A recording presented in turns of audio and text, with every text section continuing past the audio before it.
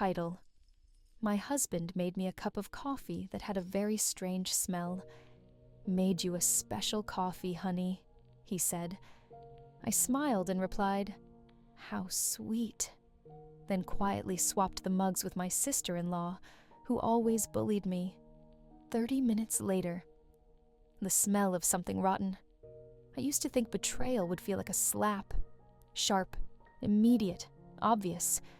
But in reality, it was more like the slow turning of a key.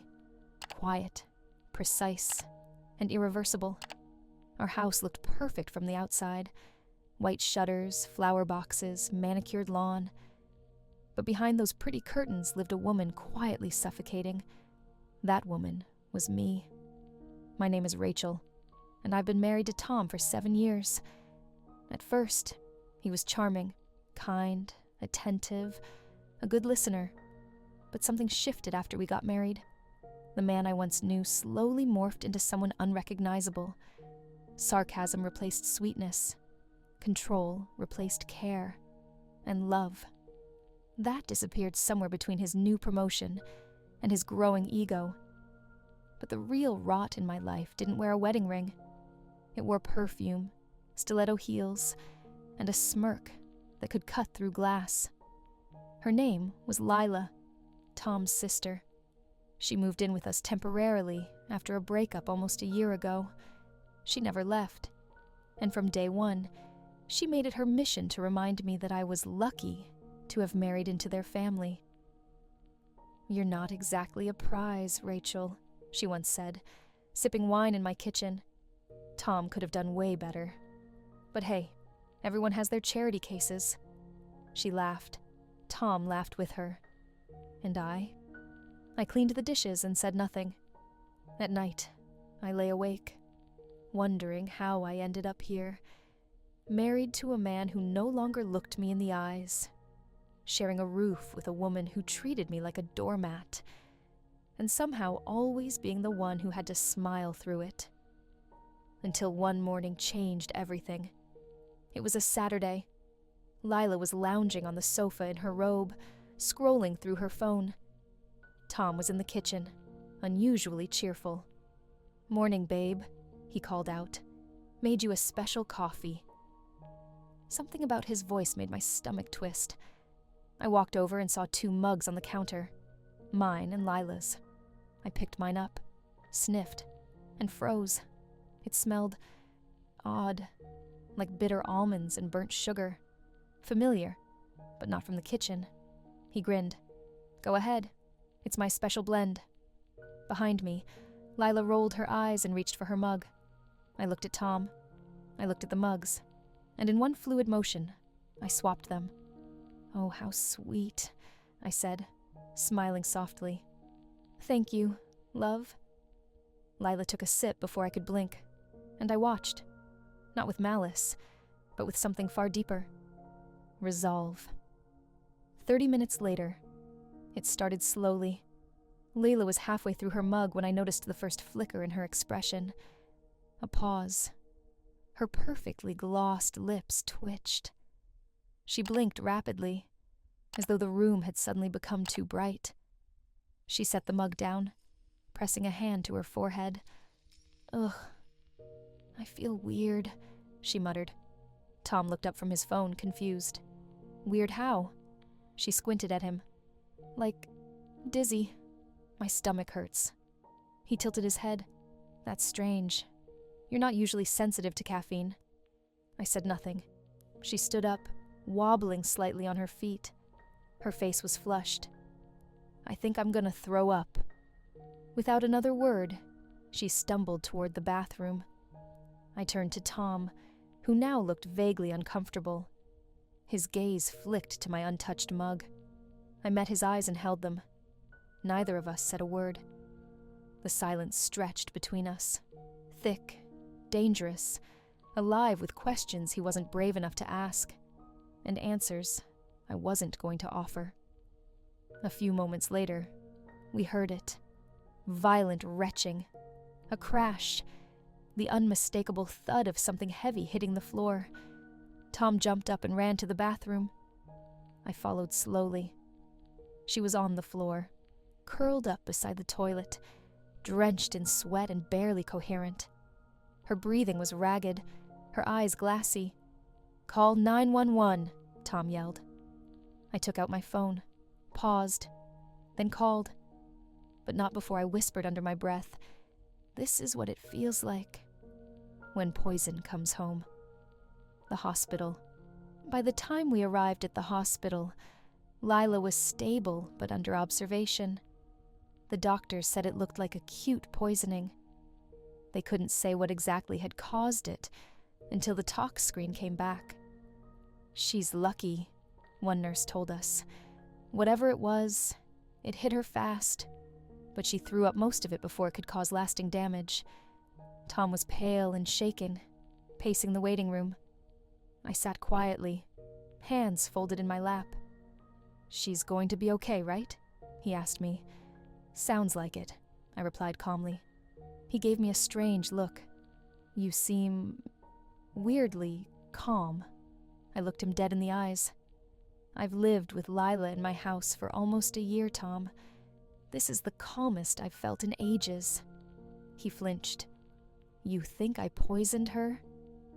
I tilted my head. "Did you?" He said nothing, but his silence was all I needed to hear. The shift. Over the next few days, everything changed. Lila was discharged, weak, humiliated, and suddenly far less mouthy. She barely spoke to me, refused to eat anything unless she saw it being made, and she moved out, finally. But the bigger shift happened between Tom and me. He grew nervous, skittish, like he was walking on a minefield, unsure which step might set off an explosion. Good.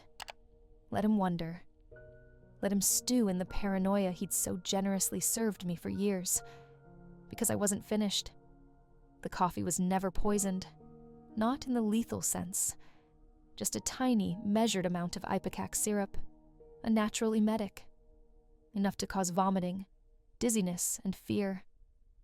It wasn't about hurting her. It was about sending a message to her, and more importantly, to him. I see everything. I know everything. And now, I'm done playing the nice wife, the things he thought I'd never find. After Lila moved out, the house fell silent. Not peaceful. Tense. Like a house waiting for a storm to hit. Tom tiptoed around me like I was made of glass. Or dynamite. He kept trying to act normal, cooking dinner, making jokes, kissing my forehead before bed. But something about him was off. He was faking calm, and I knew why. Because guilt always leaves a scent, and I had finally stopped pretending I couldn't smell it. Curiosity turned survival. For years, I respected boundaries. I never checked Tom's phone, never peeked at his laptop. I believed that trust was the foundation of a good marriage. But trust had led me here. Gaslit, bullied, and served a cup of special coffee by a man who smiled too wide while his sister whispered insults behind my back. So one night, after he fell asleep, I opened his phone. It was unlocked. He never thought I'd look. Idiot. What I found confirmed what my gut had been screaming for months. The messages. He had a secret email account, hidden photos, a separate messaging app, Signal, one of those encrypted ones. Her name was Emily, young, blonde, corporate assistant at his firm. There were pictures. Her on his lap in an office chair, her wearing a necklace I recognized because I had bought it for our anniversary. "When are you leaving her?" she asked in one message. "Soon. She's fragile. Needs time. But I promise," Tom replied. That was 6 weeks ago. Then there were the bank transfers. Small amounts at first. 100, 250. Then 1,000. For flights, one said. For the apartment deposit. Another. I felt nothing as I scrolled. Not rage, not sadness. Just clarity. The plan begins. I didn't confront him. Not yet. Instead, I copied everything, forwarded screenshots to my private email, logged into our joint account, and printed 3 years' worth of statements. I made a quiet appointment with a divorce attorney, recommended by one of my customers at the boutique. A woman with a scar just behind her left ear and the sharpest eyes I'd ever seen. "I specialize in quiet exits," she said, "with devastating outcomes." I smiled. She understood. The slip-up. A week later, Tom mentioned Emily by mistake. We were in the kitchen. He'd been drinking. Something about Emily always laughs at my jokes. He froze when he said it. Eyes wide, mouth suddenly dry. I raised my glass of water.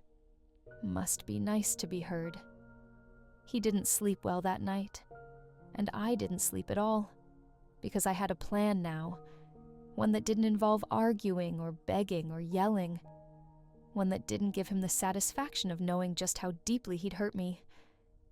I'd let him believe he'd won. Checkmate, in slow motion. There's a strange kind of thrill in watching someone walk straight into the trap you've set, especially when they think they're in control. Tom still had no idea. He thought I was distant because of what happened with Lila.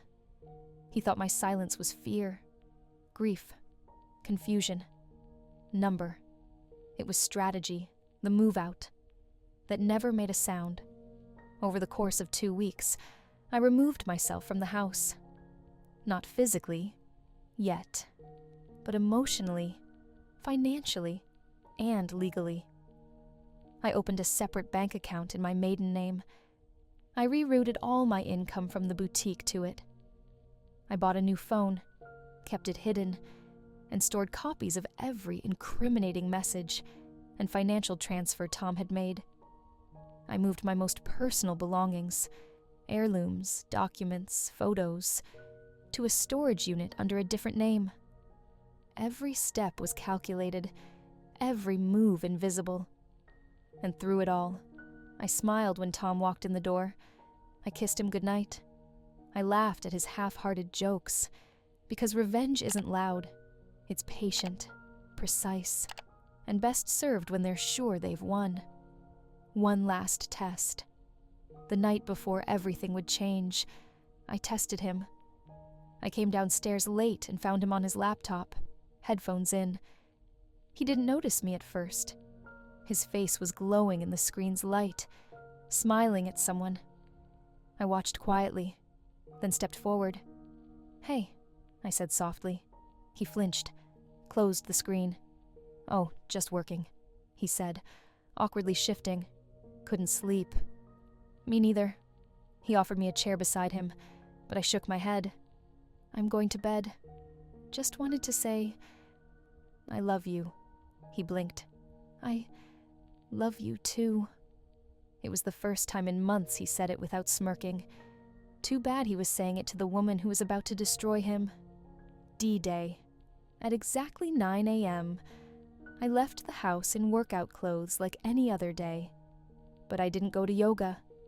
I went to my lawyer's office, filed for divorce, filed for spousal support, filed for asset freeze, filed for protection of personal and business finances. Thanks to the evidence I had, the judge signed a temporary restraining order on Tom, accessing any shared accounts or selling marital assets. Every bit of paperwork was waiting to be served. Then I drove to our house, with a moving truck behind me. Within 3 hours, the house was stripped of everything that belonged to me. By the time Tom got home from work, all that was left was a note on the kitchen counter and a thin yellow envelope. The note read, "The special coffee?"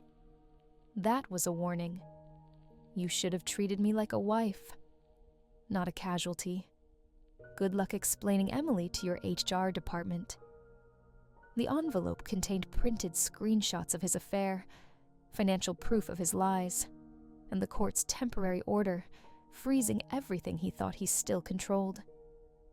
The sound of silence. Tom tried calling. Dozens of times. He texted, "Where the hell are you? What is this? How could you do this to me? Rachel, please, let's talk." But I didn't answer. I watched the calls come in, each one a little more frantic than the last. And I smiled, because for the first time in 7 years, I wasn't the one begging to be seen. Burned bridges and blank stares. Tom always prided himself on being the man with a plan, smooth talker, corporate strategist, a guy who always landed on his feet. But this time, there was no landing, just the sound of everything crashing down. The first blow. Work 3 days after I served him divorce papers, Tom was called into a closed-door meeting at his office. His assistant, who used to send me Christmas cards, slipped me the update via text. HR received a packet with copies of your husband's private messages. Client travel he expensed. Apparently, they weren't client trips. He was placed on administrative leave pending an investigation. His keycard was disabled, his work phone taken. That same night, he showed up at my boutique, unannounced, disheveled, eyes bloodshot. He looked like a man freshly unplugged from the matrix of lies he'd built. "Rachel," he said, standing in the doorway, "can we talk?" My assistant moved to intercept, but I nodded. He stepped inside, looking around the store like it was unfamiliar. "How could you do this to me?" he said, voice low, nearly broken. I tilted my head. "Do what? Defend myself? Leave before you buried me completely?" His mouth opened. Nothing came out. "You were cheating, stealing, gaslighting me every day, and yet you're shocked that I didn't just sit back and let you win." He dropped into the nearest chair, elbows on his knees, like the weight of it all finally settled. "I lost everything," he whispered. "No," I said calmly. "You gave it all away." The second blow. Family. Lila texted me a week later. Just one line. "So, you finally snapped." I didn't respond. What was there to say? She wasn't worth the breath it would take to form the words. She'd been complicit in all of it. Every sneer, every backhanded insult, every moment she turned a blind eye to her brother's cruelty. She didn't deserve a reply, just like Tom didn't deserve a second chance. Transformation begins. While Tom spiraled, I soared. I moved into a small but bright apartment near the lake. Quiet, safe, mine. I launched a new product line at the boutique, handcrafted candles and teas under a brand I called Resilient by Rachel. The local paper ran a feature on me. Business tripled in a month. People came in for the story behind the name. I told them the truth, honest, raw, and unapologetic. And women listened. Some cried. Some laughed. Some hugged me like I was their own sister. Turns out, betrayal is a universal language. So is rebirth. Then came the email subject. "I miss you from Tom." I know I messed up. I keep thinking about our mornings, our trips, the way you used to look at me before everything. I want to try again. Please, let me fix this. Tell me what I need to do. I stared at it, and then, very slowly, I began typing the final sip. Tom's email sat open on my laptop for nearly an hour before I typed a single word. Not because I didn't know what to say, but because I knew exactly what he wanted to hear. He wanted softness, redemption, a sliver of hope. But this wasn't his story anymore. It was mine. My reply. "Tom, you don't miss me. You miss control. You don't remember the real us. You remember the version where I played small so you could shine. You remember the woman who stayed quiet when your sister called her worthless. The woman who made you dinner while you whispered to another woman. the one who defended you when people warned her you were drifting. That woman is gone. And you can't fix this, because I'm not broken anymore. Good luck, Rachel. I didn't send it to hurt him. I sent it to free myself. A year later. It's been 12 months since I left. 12 months since I swapped coffee mugs and triggered the chain reaction that would become my liberation. I no longer walk on eggshells. I walk in heels, or sometimes barefoot through the garden of my new home, where the only voices are laughter, music, and peace. The boutique, it's thriving. The candles, they're stocked in 4 regional shops. The blog I started, it went viral after I published how I took back my life, one sip at a time.